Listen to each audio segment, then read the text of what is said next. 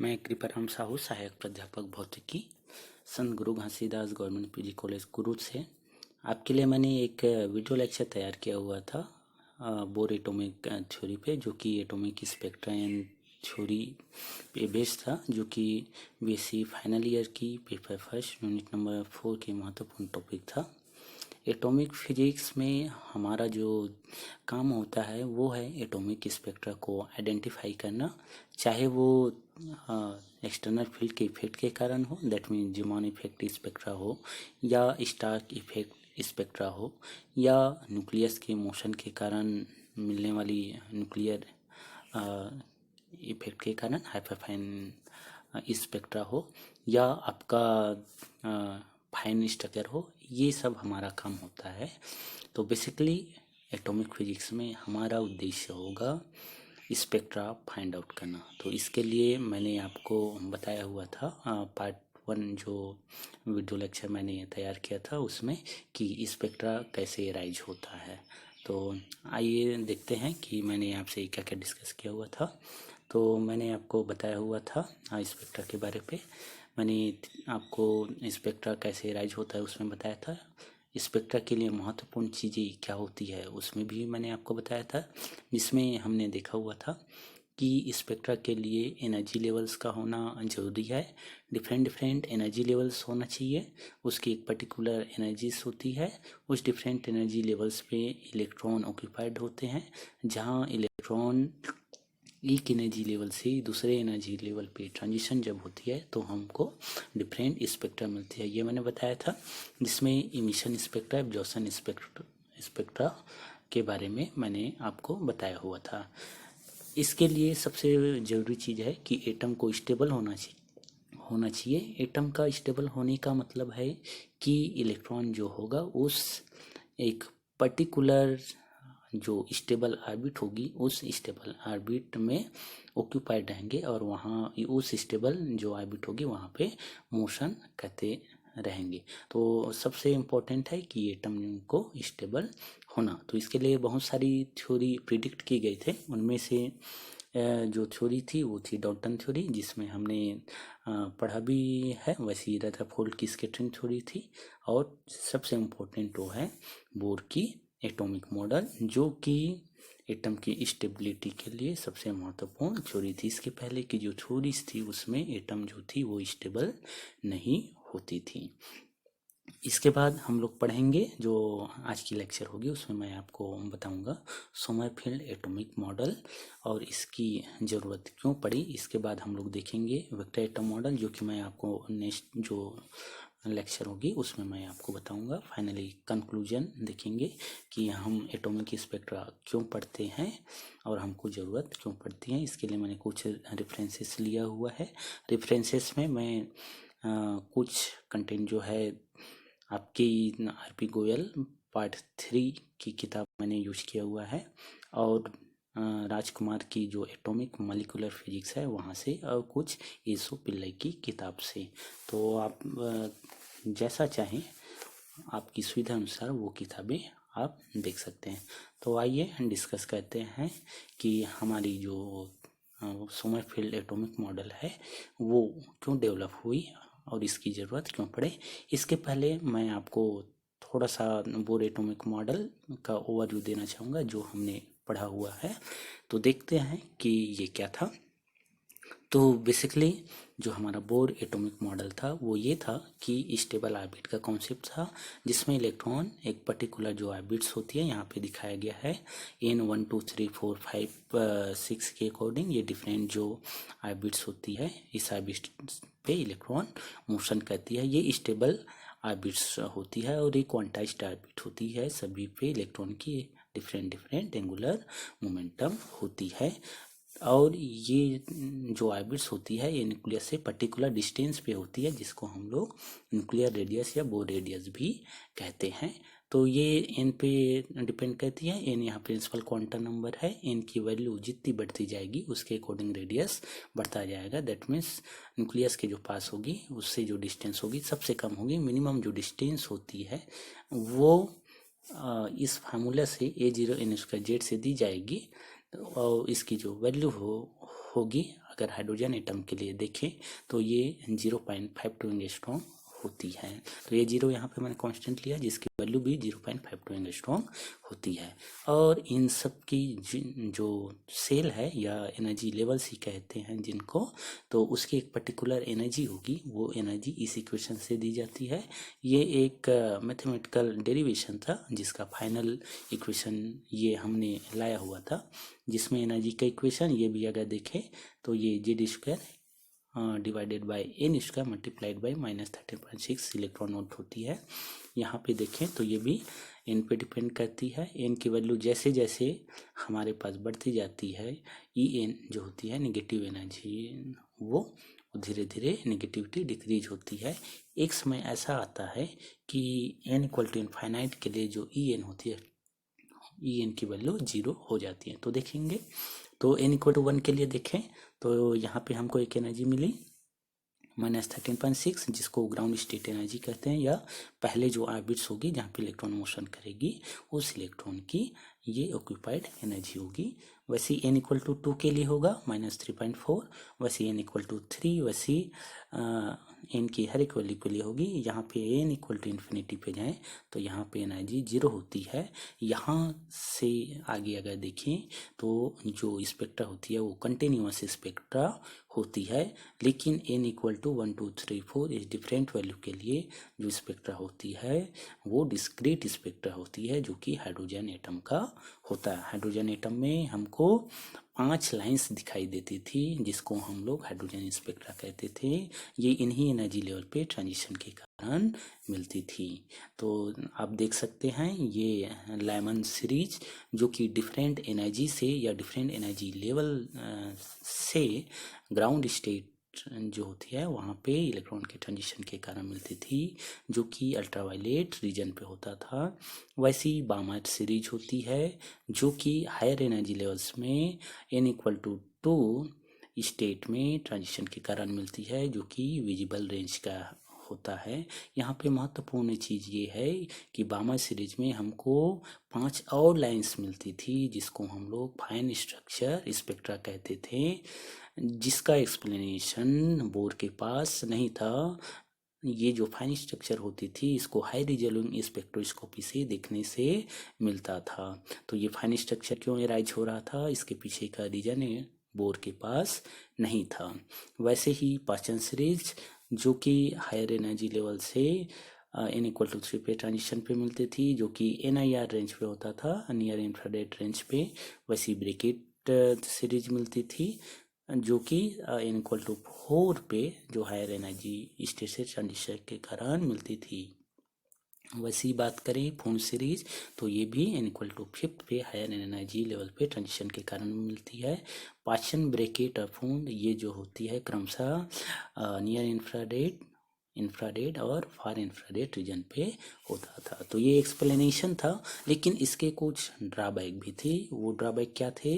वो ड्रॉबैक ये था कि एक्सटर्नल इफेक्ट के कारण जो स्पेक्ट्रा मिलती थी लाइक जीमान स्पेक्ट्रा, उसका एक्सप्लेनेशन जो था बोर की थ्योरी के पास नहीं थी, न ही स्टार्क इफेक्ट का स्पेक्ट्रा था। साथ में कि जो ट्रांजिशन हो रही है डिफरेंट एन के लिए एक पर्टिकुलर एनर्जी लेवल पे, उसके लिए सिलेक्शन रूल्स नहीं था। दैट मीन्स ये कि यहाँ पे जैसे अगर देखें n इक्वल टू 1 पे ये लाइमन सीरीज में 2 3 4 5 6 इस जैसे यहाँ से ट्रांजिशन हो रही है। तो क्या ये ट्रांजिशन जो होगा ये सही है? क्या इसके लिए कोई ट्रांजिशन रूल्स है?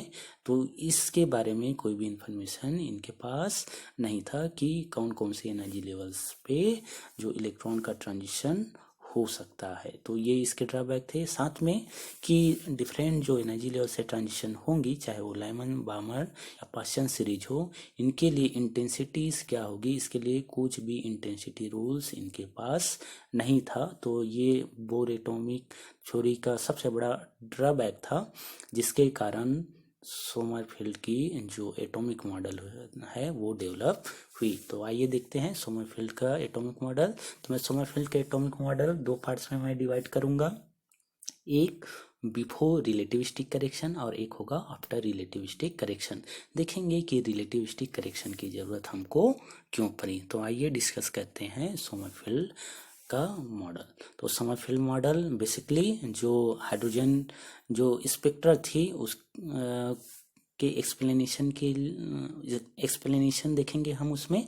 चूँकि बोर की थ्योरी द्वारा जो बामर सीरीज पे जो हाइड्रोजन की 5 लाइंस मिलती थी जिसको फाइन स्ट्रक्चर कहते थे, इसका एक्सप्लेनेशन नहीं था। तो क्या समरफील्ड इसको एक्सप्लेन कर पाएगी, ये देखेंगे। तो समरफील्ड ने इसके लिए 2 कॉन्सेप्ट दिया। वो कॉन्सेप्ट था क्या, एक कॉन्सेप्ट ये था पाथ का कॉन्सेप्ट। इसके अकॉर्डिंग ये कि जो इलेक्ट्रॉन होंगी उसका जो पाथ होगा जो न्यूक्लियस के अराउंड मोशन करेगी वो या तो इलिप्टिकल पाथ होगा या तो सर्कुलर पाथ ये होगी, ये कहा इन्होंने। तो इन्होंने नया क्या कहा कि बोर के अकॉर्डिंग सर्कुलर पाथ होता था, तो इनके अकॉर्डिंग वो इलिप्टिकल पाथ भी होगी। कैसा होगा ये हम देखेंगे। दूसरा इन्होंने कॉन्सेप्ट दिया एक नए क्वांटम नंबर्स की, वो क्वांटम होगी ऑर्बिटल क्वांटम नंबर्स। तो देखेंगे कि ऑर्बिटल क्वांटम नंबर्स का क्या रोल है। तो बेसिकली कि यही जो ऑर्बिटल क्वांटम नंबर्स होगी तो उसी के अकॉर्डिंग हमारा ये जो पाथ होगा इलिप्टिकल जो पाथ होगी या सर्कुलर पाथ वो क्वांटाइज्ड पाथ होगी, जहाँ जिसके अकॉर्डिंग कि हमारे जो एंगुलर मोमेंटम होगी इसी ऑर्बिटल क्वांटम नंबर के रिस्पेक्ट में क्वांटाइज्ड होंगी। तो ये कॉन्सेप्ट था।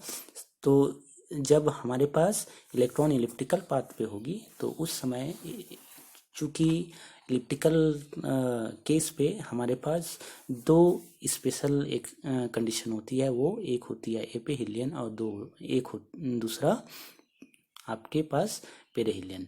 पेरिहिलियन का मतलब कि जब कोई ऑब्जेक्ट जिसके अराउंड इलिप्टिकल मोशन कर रही है वो उसके पास में हो तो उसको हम पेरिहिलियन कहेंगे। और एपिहिलियन जब वो जो ऑब्जेक्ट होगी जिसके अराउंड मोशन करे वो उससे दूर हो। जैसे हम प्लेनेटरी मोशन की बात करें तो वहाँ पे क्या होता है कि हमारे पास जो प्लेनेट होती हैं जो सन के अराउंड मोशन करती है वो एट अ टाइम कि वो सन के पास होती है जिसको हम पेरिहिलियन कहते हैं, और एक पर्टिकुलर टाइम के बाद वो सन से दूर होती है जिसको एपिहिलियन कहते हैं।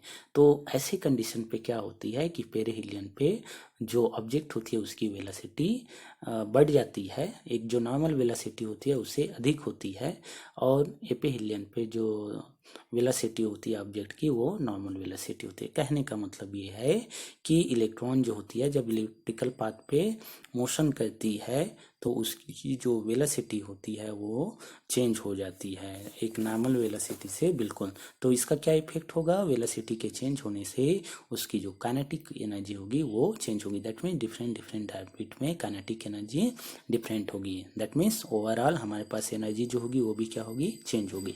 साथ में चूँकि न्यूक्लियस भी मोशन करती है और इलेक्ट्रॉन भी मोशन करती है, चूँकि दोनों जो ऑब्जेक्ट है वो मोशन करती है। चूँकि हम इलेक्ट्रॉन का मोशन देख रहे हैं न्यूक्लियस के अबाउट, तो यहाँ पे रिलेटिविस्टिक इफेक्ट यहाँ पे आती है जिसके कारण जो हमारा मास होता है इलेक्ट्रॉन का वो भी क्या कहती है, वेरी करती है। तो ओवरऑल हमको एनर्जी में करेक्शन की ज़रूरत पड़ेगी जिसको हम लोग सोमरफेल्ड का रिलेटिविस्टिक करेक्शन कहते हैं।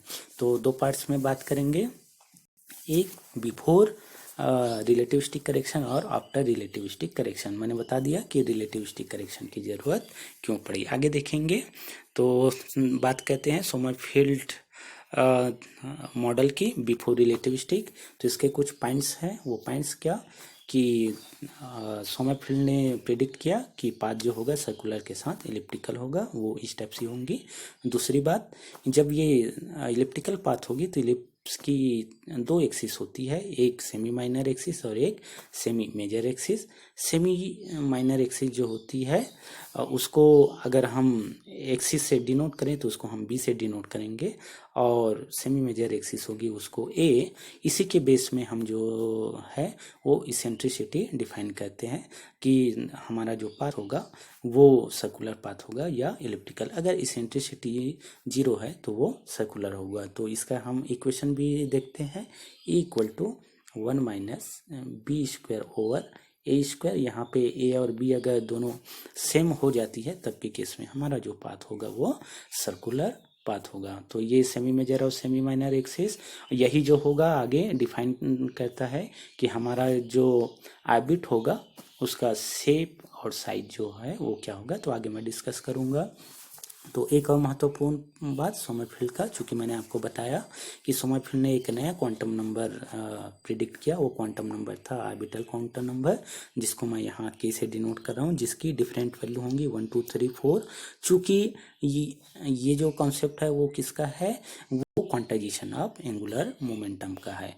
हालांकि बोर ने भी क्वांटाइजेशन ऑफ एंगुलर मोमेंटम कहा, लेकिन उन्होंने प्रिंसिपल क्वांटम नंबर एन पे डिपेंडेंसी दिखाई। और यहाँ पे सोमरफेल्ड वो भी कह रहा है कि हमारा जो इलेक्ट्रॉन जो इलिप्टिकल पाथ पे फॉलो कर रही है या सर्कुलर पाथ पे, वहाँ एंगुलर मोमेंटम भी क्वांटाइज्ड होगी, लेकिन वो किस पे डिपेंड करेगी, के पी।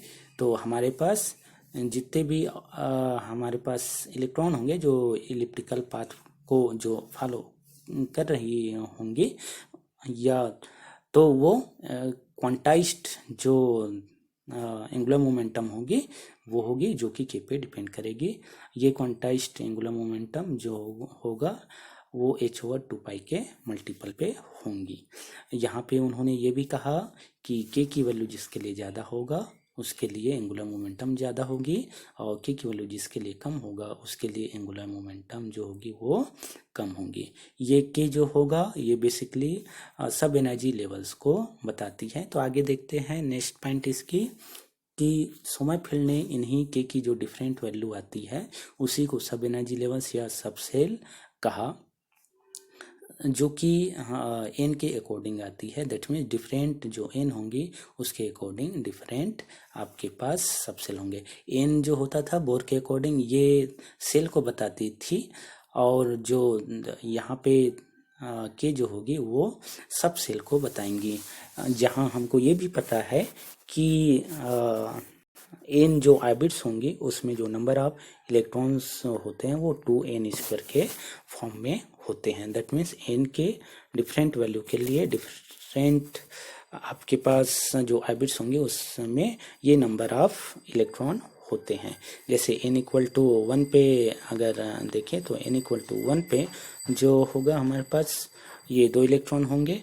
वैसे ही n=2 के लिए अगर हम देखें तो यहाँ पे जो नंबर ऑफ इलेक्ट्रॉन होती है वो 8 होती है। तो वैसे ये बहुत बड़ी व्यवस्था भी कहते हैं इसको, जो 2n² के फॉर्म में किसी n=1 2 3 4 डिफरेंट जो लेवल्स होते हैं या सेल्स होते हैं वहाँ पे इलेक्ट्रॉन की संख्या को बताती है। वैसा ही यहाँ पे SPDF जो होंगी, दैट मीन्स के की डिफरेंट वैल्यू ये सब सेल्स को बताएंगी जिसमें डिफरेंट नंबर ऑफ इलेक्ट्रॉन जो होंगे वो ऑक्यूपाइड करेंगे।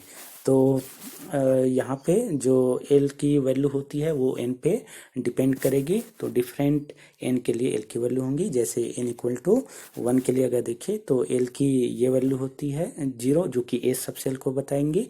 n=2 के लिए करें तो L की जो वैल्यू होगी 0 1, जो कि SP सब सेल को बताएंगी। वैसे n=3 n=4 के लिए ये होंगी। यहाँ पे आप देख सकते हैं कि ये n=1 जो सेल था उसके लिए 1s सब सेल होंगी। n=2 के लिए यहाँ पे 2 सब सेल S और P। यहाँ पे n=3 के लिए SPD ये 3 आपके पास सब सेल दिखा रहा है। तो ये सब एनर्जी लेवल्स भी कह सकते हैं। इन्हीं एनर्जी लेवल्स में इलेक्ट्रॉन जो होते हैं ऑक्यूपाइड होते हैं। इलेक्ट्रॉन की जो संख्या होगी आप उसको 2l+1 जो फार्मूला होगा उससे आप निकाल सकते हैं। दैट मीन्स 2l+1 से आप टोटल नंबर ऑफ जो इलेक्ट्रॉन होंगी सब सेल में उसको आप आसानी से बता सकते हैं। और इसमें साथ में 2 का मल्टीप्लाइड भी है इस इक्वेशन में। जैसे अगर हम बात करें L=0 के केस में अगर हम बात करें तो दैट मीन्स S जो सब सेल होगी उसमें तो 2 इलेक्ट्रॉन होंगे।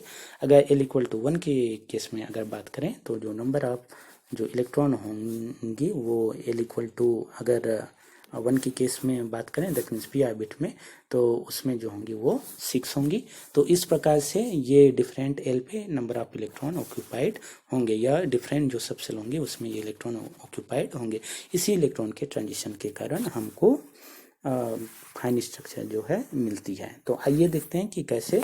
तो साथ में ये कि जो सब सेल में जो एनर्जी लेवल्स होगी वो के पे डिपेंड करेंगी या एल पे। मैं यहाँ पे के को एल भी बोल रहा हूँ, तो एक ही है ऑर्बिटल क्वांटम नंबर्स। आप अपने हिसाब से नोटेशन दे सकते हैं, बस आपको बतानी होगी कि बेसिकली नोटेशन है किसका।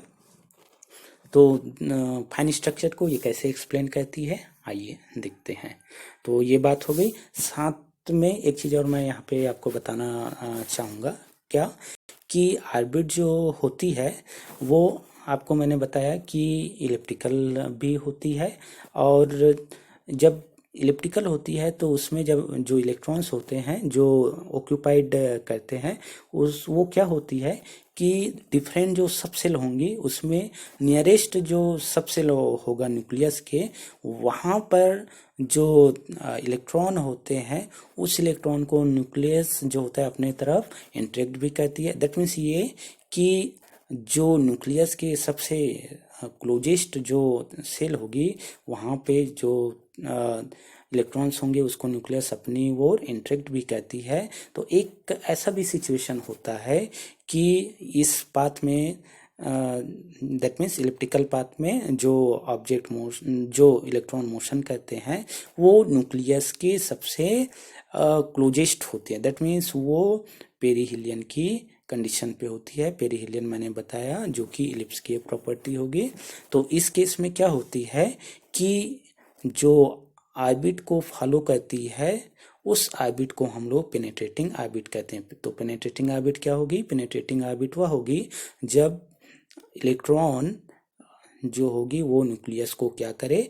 पेनेट्रेट करें, या इसको हम लोग स्क्रीनिंग इफेक्ट भी कहते हैं। दैट मीन्स ये कि जब इलेक्ट्रॉन एक पर्टिकुलर पाथ में मोशन करती है तो जब वो न्यूक्लियस को पेनिट्रेट करती है या स्क्रीन करती है तो उस समय जो इफेक्ट होती है उसके स्क्रीनिंग इफेक्ट कहते हैं, और उस समय जो ऑर्बिट जो होती है उसको हम लोग पेनिट्रेटिंग ऑर्बिट कहते हैं। तो ये डिपेंड करता है किस पे? ये डिपेंड करेगा एल की जो वैल्यू होगी या के की, that means orbital quantum numbers की जो वैल्यू होंगी उस पे ये डिपेंड करेगा।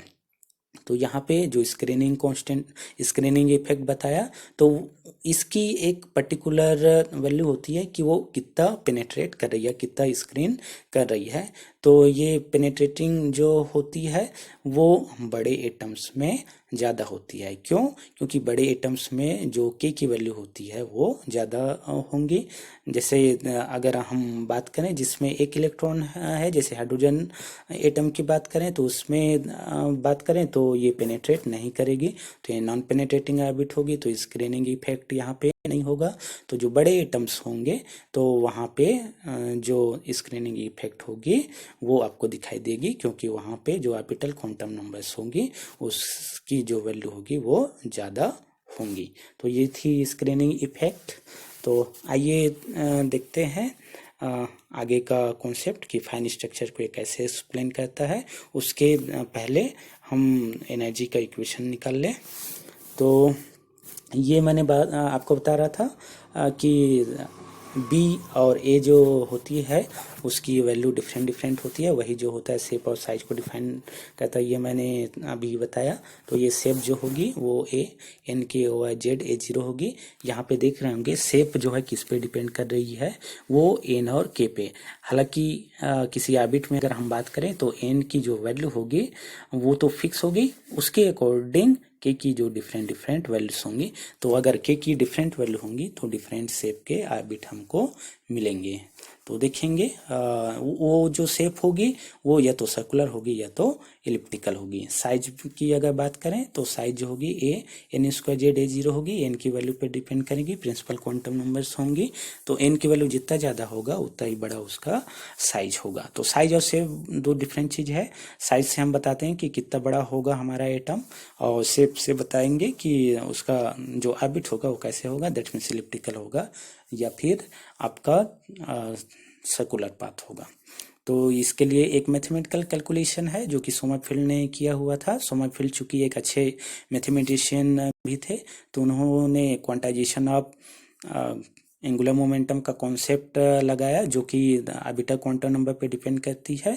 तो उसी को मैथमेटिकल कैलकुलेशन दिया, जिसके अकॉर्डिंग उन्होंने ये इक्वेशन निकाला शेप और साइज का, और उन्होंने एक क्वांटम कंडीशन दिया इलिप्टिकल ऑर्बिट के लिए। वो होता था b/a जो कि k/n होती है, जो कि इन्हीं शेप और साइज से जो इक्वेशन आया उनको डिवाइड करने से मिल जाती है, जिससे हम बता पाते हैं कि हमारा जो पाथ होगा वो इलिप्टिकल होगा या फिर सर्कुलर, क्योंकि हमको पता है जो इसेंट्रिसिटी होती है E, ये 1 माइनस b² होती है। यहाँ b/a की वैल्यू रखें तो हमको इसेंट्रिसिटी पता चल जाएगी in terms of quantum numbers.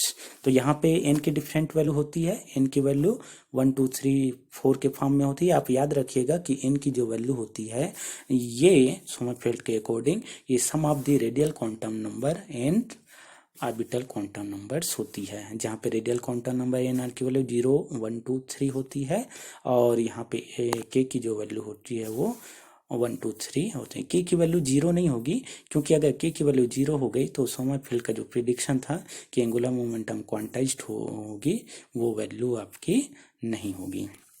तो आइए देखते हैं कि हमारे पास जो एटम्स होते हैं उसमें हम शेप और साइज कैसे डिफाइन करते हैं। साथ में हम ये भी देखेंगे कि हमारी जो ऑर्बिट्स होती है वो कैसे क्वांटाइज्ड होते हैं। एक चीज़ तो आपको पता चल गया कि के की डिफरेंट वैल्यू के लिए डिफरेंट डिफरेंट सब ऑर्बिट्स होंगी, तो उसके अकॉर्डिंग हमारे पास जो ऑर्बिट्स होंगी वो हर एक के लिए डिफरेंट डिफरेंट होंगी। तो नेक्स्ट देखते हैं सोमरफेल्ड का ये फाइनल जो बिफोर रिलेटिविस्टिक करेक्शन मॉडल थी, जिसका कॉन्सेप्ट क्या था, वो था डिफरेंट शेप ऑफ ऑर्बिट का, जिसमें बताया गया ऑर्बिटल पाथ होगा, जो पाथ होगा ऑर्बिटल मोशन जो होगी वो सर्कुलर होगी या तो इलिप्टिकल होगी। ये बेस था एक नए quantum numbers orbital quantum numbers पे, जिसमें पता चला कि जिसके लिए ऑर्बिटल क्वांटम नंबर्स जितना ज़्यादा होगा उसकी एंगुलर मोमेंटम उतना ही ज़्यादा होगा। ऑलमोस्ट सर्कुलर केस के लिए जो हमारे पास क्वांटम नंबर्स होते हैं ऑर्बिटल क्वांटम नंबर वो ज़्यादा होती है, इसका मतलब उसके लिए एंगुलर मोमेंटम भी ज़्यादा होगी। यहाँ पे ऑर्बिटल क्वांटम नंबर की वैल्यू जितनी कम होंगी उसकी एंगुलर मोमेंटम भी कम होगी।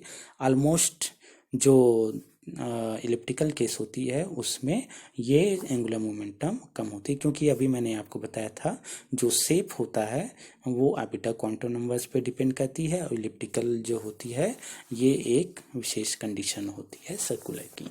तो आइए बात करते हैं जो सोमरफेल्ड का जो कॉन्सेप्ट था, फाइनल कॉन्सेप्ट बिफोर रिलेटिविस्टिक, वो क्या कहता है। वो ये कहता है कि हमारे पास जो ऑर्बिट्स होंगे वो डिफरेंट एंगुलर मोमेंटम रखेंगे, और साथ में उसकी जो एनर्जी होगी वो क्या होगी, सेम होगी। ये इनका प्रिडिक्शन था। ये वैसा ही है जैसा बोर की थ्योरी थी। बोर की थ्योरी क्या थी, उनके अकॉर्डिंग भी क्या था कि एनर्जी जो एक पर्टिकुलर सेल्स की एक एनर्जी होती है उन्होंने भी कहा, जिसको उन्होंने कैलकुलेट भी किया। तो सोमरफेल्ड भी कह रही है कि वही एनर्जी होगी। और बोर ने भी कहा था कि क्वांटाइज्ड होती है एंगुलर मोमेंटम, इन्होंने भी कहा, लेकिन बोर ने क्या कहा, बोर ने एन पे डिपेंडेंसी कहा, प्रिंसिपल क्वांटम नंबर, और जो सोमरफेल्ड था, सोमरफेल्ड के अकॉर्डिंग ये किस पे होती है, ऑर्बिटल क्वांटम नंबर के पे डिपेंड करती है, ये इनका कहना था। तो यहाँ पे क्या समस्या आ रही है, समस्या ये आ रही है कि बोर ने भी वही काम किया, सोमरफेल्ड ने वही काम किया, तो हमको फ़ायदा क्या हुआ। हमको तो फाइन स्ट्रक्चर जो मिलनी थी वो नहीं मिल पा रही है, जैसे हाइड्रोजन का एक्सप्लेन करें या बाकी एटम्स का, तो इससे तो हमको कोई फ़ायदा नहीं हुआ। तो यहाँ पे हमको करेक्शन की ज़रूरत पड़ेगी। क्या करेक्शन, चूँकि के डिफरेंट वैल्यू के लिए डिफरेंट डिफरेंट सब सेल्स होते हैं, ये हमको पता चला। अगर सबकी एनर्जी सेम होंगी तब सेम एनर्जी लेवल से ट्रांजिशन के कारण हमको जो फाइन स्ट्रक्चर मिलता है वो नहीं मिल पाएगी। कहने का मतलब ये कि जैसे अगर हम बात करें कि n इक्वल टू अगर 2 के लिए बात करें तो n इक्वल टू 2 के लिए हमको l की वैल्यू 0 और 1 होती है, ये कहना है 0 और 1। दैट मीन्स एक एस आर बिट होगी या एक जो होगी वो P R bit. That means एक एनर्जी लेवल्स ये थी और ये दो डिफरेंट एनर्जी लेवल्स में स्प्लिट हो रही है। तो इनका कहना क्या है सोमरफेल्ड का, कि ये जो एनर्जी लेवल स्प्लिट हो रही है इसकी एनर्जी सेम होती है, ये कहना जो कि पॉसिबल नहीं है। क्यों पॉसिबल नहीं है? क्योंकि मैंने आपको बताया कि इलेक्ट्रॉन जब इलिप्टिकल पाथ को फॉलो करती है और जब वो मोशन, इलिप्टिकल पाथ कहने का मतलब एल की डिफरेंट वैल्यू, तो वो जब न्यूक्लियस के पास आती है तो उसकी वेलोसिटी चेंज हो जाती है, ये मैंने कहा। और चूंकि न्यूक्लियस भी मोशन करती है तो यहाँ पे रिलेटिविस्टिक इफेक्ट आती है, रिलेटिविस्टिक मोशन होती है तो उसकी काइनेटिक एनर्जी भी चेंज होती है। दैट मीन्स ये यू कहे कि जो टोटल एनर्जी होगी वो भी क्या होगी, चेंज होगी, और चेंज होना भी चाहिए। अगर ये चेंज होगी तभी जाके हमको फाइन स्ट्रक्चर मिलेगी, अदरवाइज जो सोमरफेल्ड का अब तक का जो प्रिडिक्शन है ये वैसा ही है जैसा बोर का मॉडल था, बस नया जो है वो क्या, वो है कि नए सब ऑर्बिट्स का। तो आइए देखते हैं कैसे एनर्जी में ये चेंजेस होगा। तो हमको यहाँ पे क्या करनी पड़ेगी, हमको यहाँ पे करेक्शन करनी पड़ेगी। क्या में करेक्शन? एनर्जी में करेक्शन। और एनर्जी में चेंजेस क्यों आएगा? क्योंकि यहाँ पे क्या हो रही है कि एक ही एनर्जी है, जैसे n इक्वल टू 2 के लिए मैंने बोला जो कि -3.4 एनर्जी होती है, तो एक ही एनर्जी के लिए दो स्टेट दिख रहे हैं। कौन कौन सा स्टेट? एक l इक्वल टू 0 के लिए और एक l equal to 1। That means s और पी दो स्टेट दिख रहे हैं, तो दो स्टेट पॉसिबल नहीं है। अगर एक एनर्जी लेवल्स पे दो स्टेट अगर होती है तो इसको हम लोग डिजेनरेसी कहते हैं, ये डिजेनरेट स्टेट कहलाती है। तो डिजेनरेट स्टेट के कारण हमको फाइन स्ट्रक्चर नहीं मिलती है। तो हमको क्या करनी पड़ेगी, हमको ये जो डिजेनरेसी है, जो एनर्जी स्टेट में डिजेनरेसी, इसको हमको रिमूव करना पड़ेगा। तो इसके रिमूवल के लिए हमारे पास सोमरफेल्ड ने अपने ही मॉडल में फिर से करेक्शन किया, जिसको हम लोग सोमरफेल्ड का रिलेटिविस्टिक करेक्शन मॉडल कहते हैं। तो आइए देखते हैं सोमरफेल्ड का रिलेटिविस्टिक करेक्शन मॉडल क्या था। सोमरफेल्ड का रिलेटिविस्टिक करेक्शन मॉडल था removal of the degeneracy of state. जैसे अभी मैं बता रहा था n इक्वल टू 2 के लिए जिसकी एनर्जी -3.4 होती है, वो दो स्टेट रख रही है। तो ये जो डिजेनरेसी है इसको हम रिमूव करेंगे तो हमको आसानी से फाइन स्ट्रक्चर में भी मिल सकती है। तो आगे देखेंगे। तो चूंकि ये डिजेनरेसी क्यों आ रही है, ये डिजेनरेसी आ रही है सोमरफेल्ड के नए क्वांटम नंबर प्रिडिक्ट करने से। दैट मीन्स के different values, that means orbital quantum numbers के कारण। तो हमको क्या करनी पड़ेगी, हमको ये जो हर एक जो सब ऑर्बिट्स मिल रही है, दैट मीन्स के हर एक वैल्यू, तो हर एक के लिए हमको क्या करनी पड़ेगी, हमको करेक्शन करनी पड़ेगी। हर एक में जो इलेक्ट्रॉन की वेलोसिटी होगी वो डिफरेंट होगी, तो हमको हर एक ऑर्बिट्स की, दैट मीन्स के सबसेल के लिए हमको क्या करनी पड़ेगी, करेक्शन करनी पड़ेगी। तो ये हमारा रिमूवल ऑफ डिजेनरेसी कहलाएगी। दूसरी बात कि जो इलेक्ट्रॉन की जो वेलोसिटी होती है वो जब वो न्यूक्लियस के पास होती है तो उस समय मैक्सिमम होती है, और जब वो न्यूक्लियस से दूर होती है, दैट मीन्स एपीहेलियन की कंडीशन, तो वहाँ पे वेलोसिटी मिनिमम होती है। तो हम देखेंगे वेलोसिटी में जो चेंजेस आ रही है उसके कारण हम कैसे एनर्जी को हम फाइंड आउट करें। चूँकि यहाँ पे होती क्या है कि हमारे पास जो मास होता है, इलेक्ट्रॉन का मास, वो भी क्या होने लगती है, रिलेटिविस्टिक इफेक्ट के कारण चेंज होती है। वो चेंज कैसा होता है, m equal to m0 √1 - v/c/, से ये फेमस रिलेशन है वेरिएशन ऑफ मास, जो कि रिलेटिविस्टिक एक फिनोमिना होती है। तो हमको ये रिलेटिविस्टिक करेक्शन मास में करना पड़ेगा, क्योंकि यहाँ पे जो वेलोसिटी होती है v इलेक्ट्रॉन की, वो भी क्या होती है, चेंज होती है। ये वैसा ही है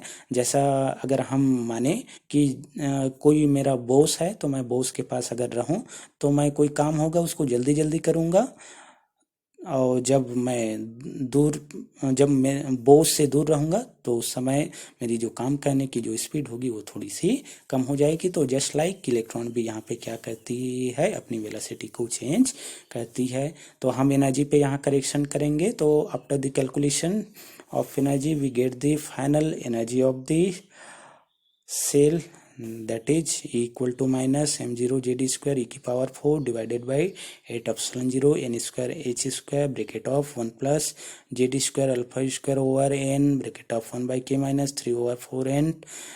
तो ये हमारा एक एनर्जी का रिलेशन होता है जहाँ पे के प्रिंसिपल क्वांटम नंबर है और के जो है यहाँ पे ऑर्बिटल क्वांटम नंबर है, एन जो है यहाँ पे प्रिंसिपल क्वांटम नंबर है, अल्फा एक नया टर्म्स है यहाँ पे। ये फाइन स्ट्रक्चर कांस्टेंट होगी जो कि फाइन स्ट्रक्चर के लिए रिस्पॉन्सिबल होगी, आगे देखेंगे ये।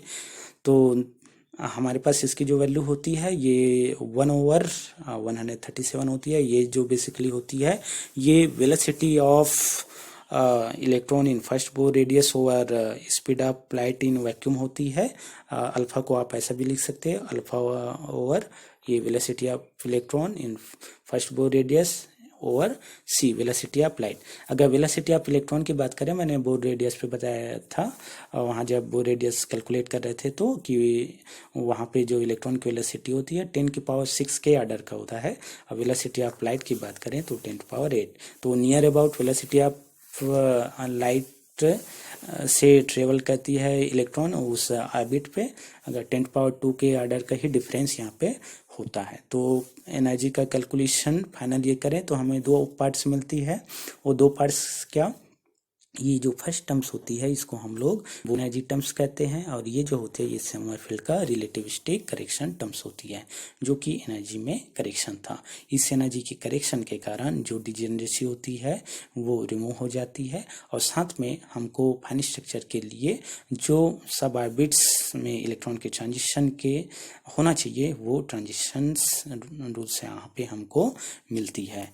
तो ये था हमारा सोमरफील्ड का relativistic correction. After simplification of the energy equation we get the final energy equation E equal to minus R infinity Z square H C over N square bracket of 1 plus Z square alpha square over N bracket of 1 by K minus 3 upon 4n bracket of. तो ये हमारा एक energy का equation होता है जहाँ पे R infinity rate by constant होती है।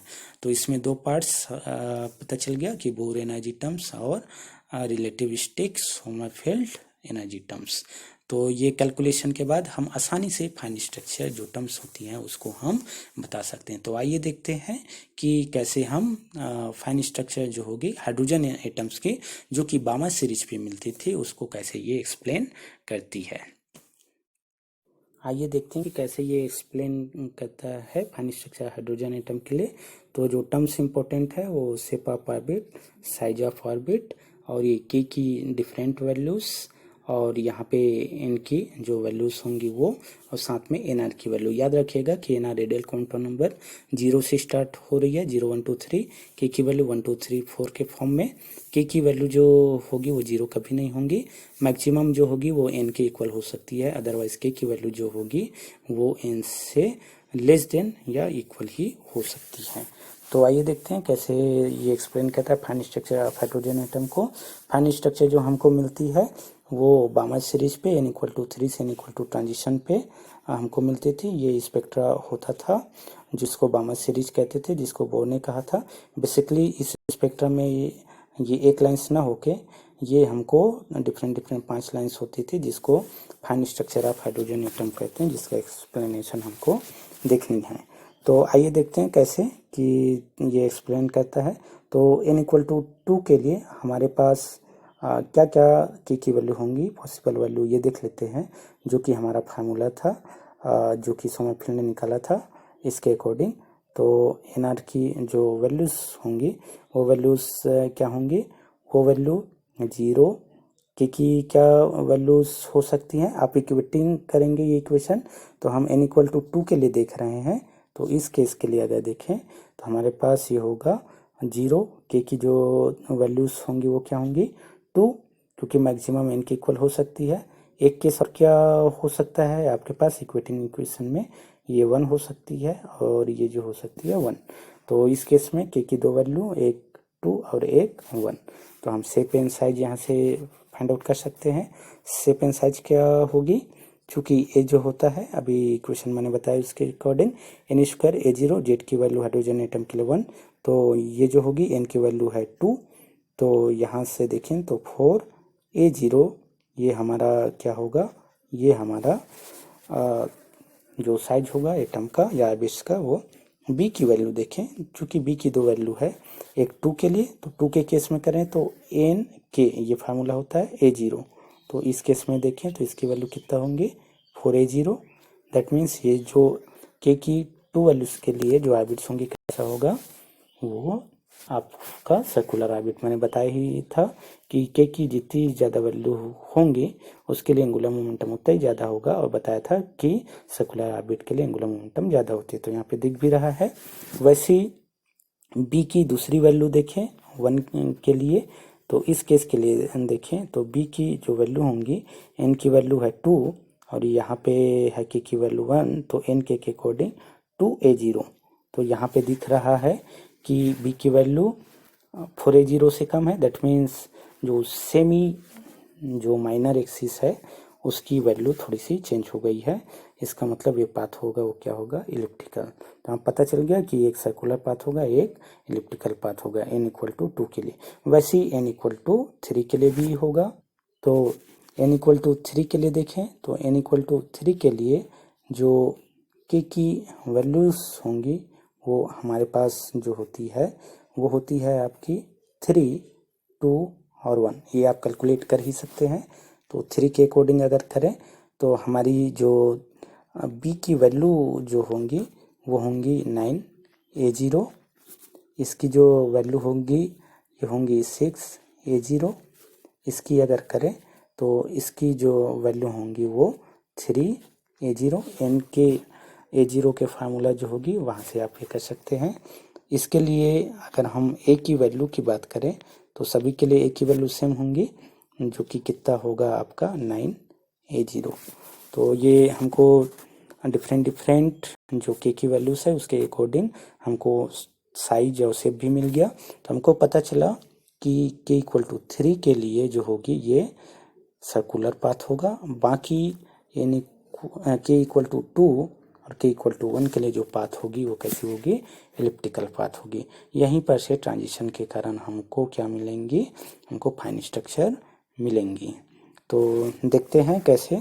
इसका मतलब क्या कि n इक्वल टू 2 जो था वो ये 2 सबआर्बिट्स पे डिवाइड होंगी।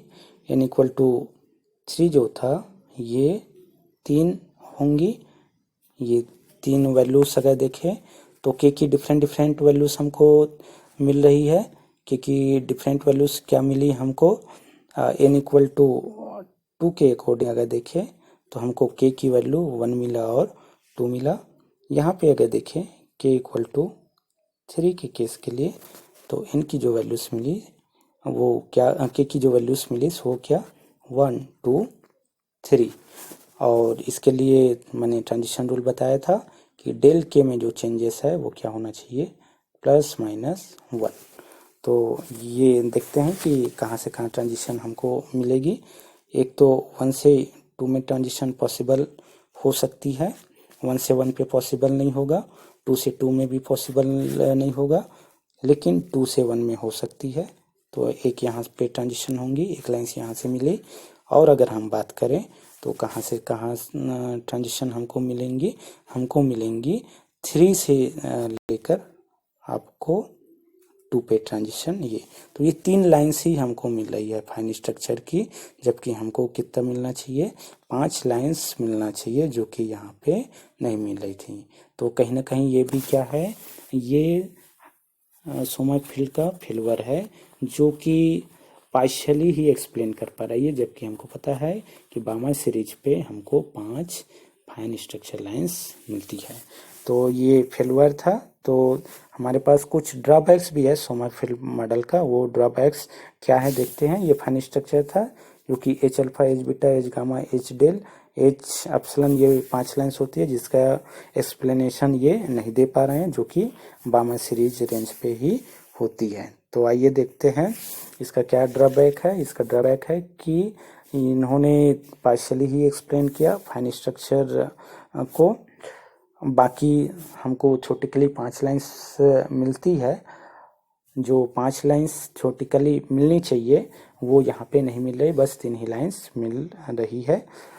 तो ये फेलुअर है। दूसरा, इंटेंसिटीज ऑफ स्पेक्ट्रल लाइन्स, इसके बारे में भी नहीं कहा कि कौन सी लाइन जो होगी ज़्यादा इंटेंस होगा, इसके लिए कोई रूल्स नहीं दिया।